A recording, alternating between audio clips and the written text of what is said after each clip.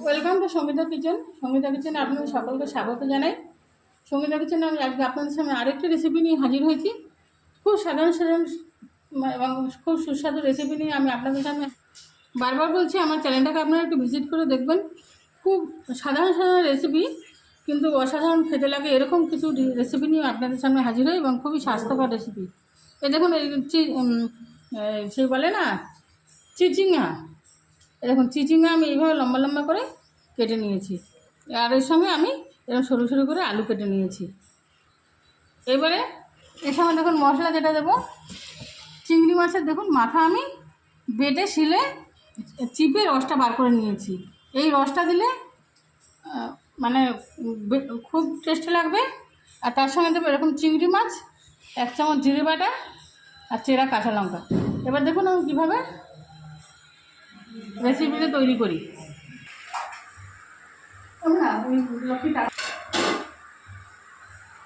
এগুলি খুবই স্বাস্থ্যকর রেসিপি।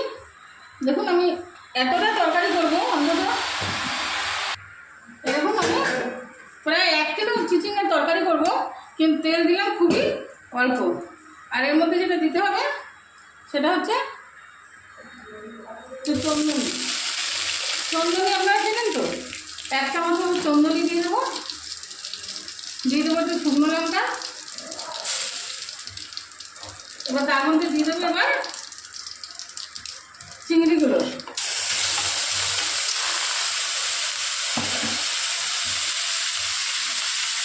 এবার দিয়ে দেবো চিংড়ির মাথাটা বাটা ছিল, সেটার মধ্যে দিয়ে দিলাম। চিংড়ির মাথাটা বেটেছি, এই দেখুন আমি যখন কড়ার মধ্যে দিয়ে দেবো, এটা দেখুন একটু গাছাড়া গাছাড়া হবে। ওই গাছাড়া ভাবটাই তরকারির টেস্টটা, স্বাদটা বাড়িয়ে দেবে। দিয়ে দেবো পরিমাণ মতো নুন, পরিমাণ মতো হলুদ,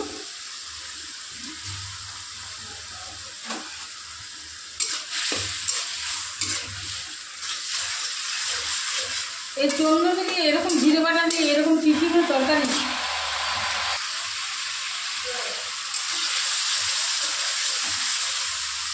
এবার দিয়ে দেবো চেরা কাঁচা লঙ্কা আর 1.5 চামচ মতো জিরে বাটা।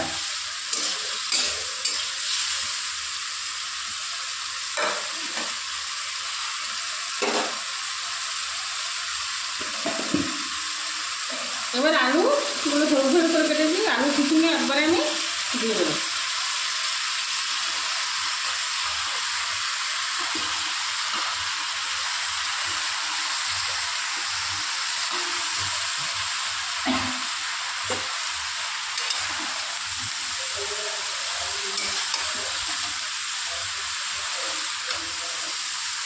দিয়ে এইভাবে নেড়ে চেড়ে মশলাটাকে আর চিংড়িটাকে ওর সঙ্গে ভেজে নেব।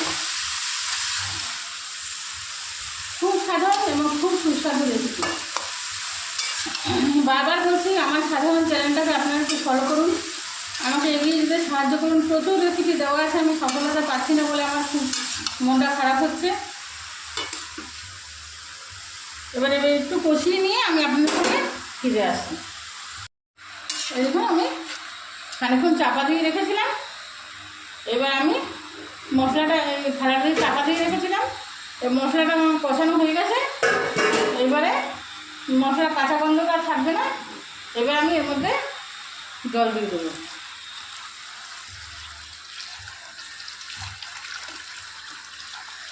একটু বেশি করে জল দিয়ে দেবো, কারণ এই রান্নাটা মানে তরকারিটা খেতে না যত ভালো লাগবে, এই ঝোলটাই মানে স্বাদ, মানে অসাধারণ স্বাদ লাগবে।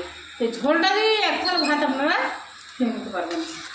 এরকম এবার ঝোলটা টকবক করে ফুটে উঠলে আমি আপনাদের সামনে ফিরে আসছি। এই দেখুন আমি জল দিয়ে 7 থেকে 8 মিনিট বা 10 মিনিট এরকম করে ফুটিয়ে নেবো। ঝোলটা যাতে টকবক করে ফোটে এবং ঝোলটা যেন এরকম আলু টালু সব সিদ্ধ হয়ে গেছে। এবার এইভাবে নেড়ে চেড়ে দিয়ে নুনটা আপনারা একটু দেবেন, নামিয়ে দেবেন। এর মধ্যে কিচ্ছু দিতে হবে না, শুধু জল দিয়ে 10 মিনিট ফুটিয়ে নেবেন। মশলাগুলো তো আপনারা দেখেই নিলেন। এরকম একদম গামাখা মাখা ঝোল। এবার আমি গ্যাসটাকে বন্ধ করে দেবো, দিয়ে একটা পাত্রে নামিয়ে নেব। ভিডিওটি যদি ভালো লেগে থাকে লাইক কমেন্ট শেয়ার সাবস্ক্রাইব করতে ভুলবেন না। আর একবার এই রেসিপিটা অন্তত ট্রাই করে আমাকে কমেন্ট করে জানাবেন কেমন হয়েছে, তাহলে আপনাদের কাছে আমি কৃতজ্ঞ থাকবো।